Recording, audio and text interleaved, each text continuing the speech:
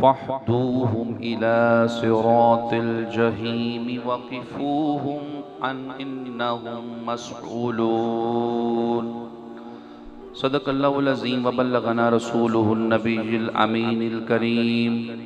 آپ کے سامنے قرآن مجید فرقان حمید کی ایک آیہ مبارکہ تلاوت کرنے کا شرف حاصل کیا ہے۔ اللہ رب العزت ارشاد فرماتا ہے فَاحْدُوهُمْ إِلَى صِرَاطِ الْجَحِيمِ وَقِفُوهُمْ إِنَّهُمْ مَسْئُولُونَ۔ یہ ایک حشر کے میدان کا منظر ہے جو اللہ رب العزت نے اپنی پاک کلام میں بیان فرمایا ہے کہ میدان محشر میں کچھ لوگ ایسے ہوں گے جنہیں اللہ رب العزت حکم فرما دے گا، فائنل اناؤنسمنٹ ہو جائے گی کہ انہیں اٹھائیے اور جہنم میں پھینک دیجئے۔ Final announcement. جب فرشتے ان جہنمیوں کو، ان لوگوں کو لے کے جہنم کی طرف جا رہے ہوں گے نا، تو ایک صدا آئے گی کہ ندا آئے گی میدان محشر میں، واقفہو، ان کو روکو، روک لیا جائے، واقفہم، ان کو روک لیا جائے۔ کس لیے روکا جائے؟ الہی ہر چیز ہو گئی اور پھر یہ حکم، یہ صدا کیسی ہے؟ تو اللہ ارشاد فرمائے گا انہم مسئولون، کہ ان سے ابھی سوالات باقی ہیں، ان سے ابھی اگر کچھ اور ان سے اور پوچھا جائے گا، کچھ سوالات باقی ہیں۔ قبلہ صاحب علم دوست بیٹھے ہیں، سب جانتے ہیں کہ جب انسان مرتا ہے تو قبر میں تقریباً سارے سوالات ہو جاتے ہیں۔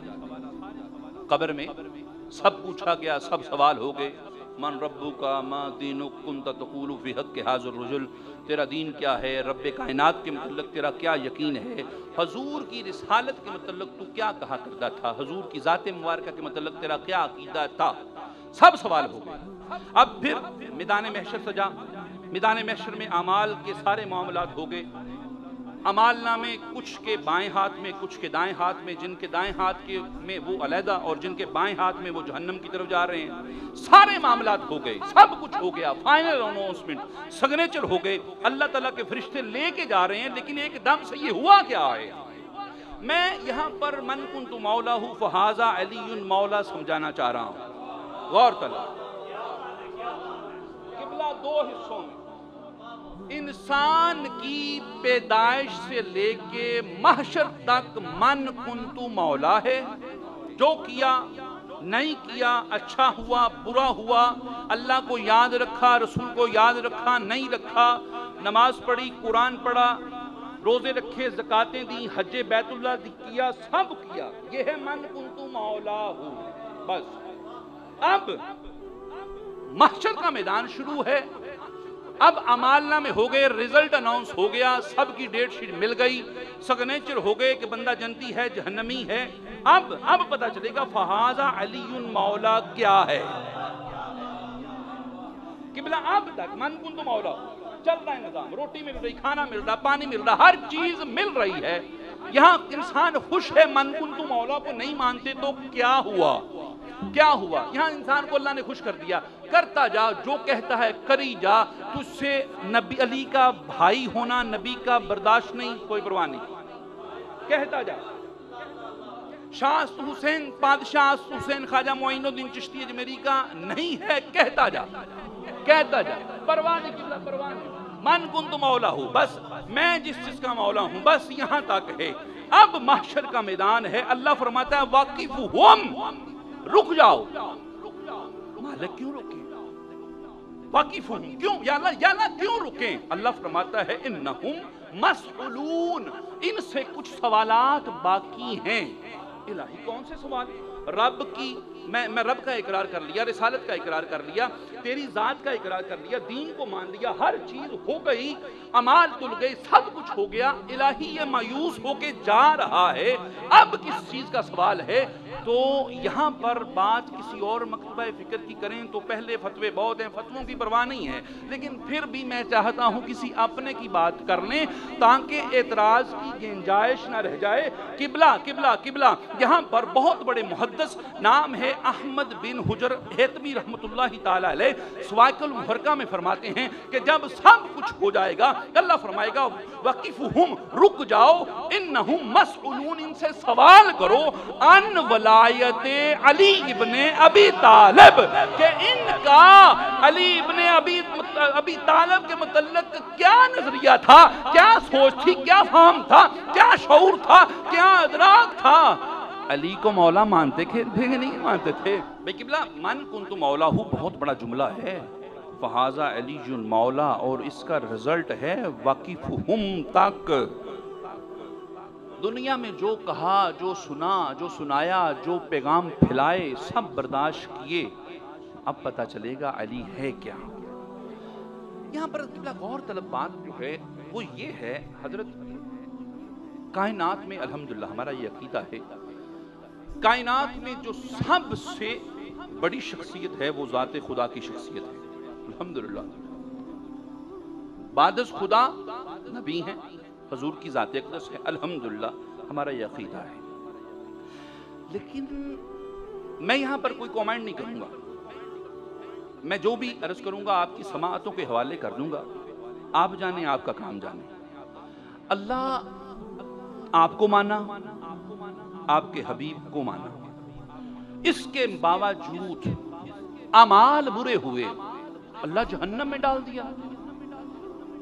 آپ کو بھی مانا، آپ کے پیارے حبیب کا اقرار بھی کیا، اس کے باوجود الہی جہنم میں دھکیل دیا۔ لیکن یا رب کائنات، یا حبیب اللہ، یہ حب علی چیز کیا ہے کہ تجھے مانے، تیرے حبیب کو مانے، اس کے باوجود اگر اعمال برے ہوئے، جہنم میں دھکیل دیے گئے، لیکن صرف کبھی کسی مجلس میں بیٹھ کے ایک مرتبہ مانا تھا کہ علی اللہ کا ولی ہے، نبی کا ویر ہے، اس جملے میں ایسی کیا طاقت ہے کہ سب کچھ برباد ہو گیا، اس ایک جملے کا صدقہ جہنم میں جاتے ہوئے کو پکڑ کے جنت میں ڈال دیا۔ اللہ علی ہے کیا؟ تو اللہ کے حبیب نے فرما دیا ہے، میرے امتیوں سنو، یہاں پر میں عرض کرنا چاہتا ہوں، علی بادشاہ علیہ السلام، یہ چیزیں پہلے واضح تھیں، بعض لوگوں کے خیال میں یہ محشر میں اجاگر ہوں گی، نا، قبلہ علی تو ابھی تھے نہیں تو شان علی تھی۔ تفسیر مظہری پڑھ کے دیکھیے، علامہ ثناء اللہ پانی پتی علیہ رحمہ فرماتے ہیں کہ آدم علیہ السلام سے لے کے عیسیٰ تک جس امت میں جو ولی بھی بنا، ولایت علی کی مہر لگی تب ولی بنا۔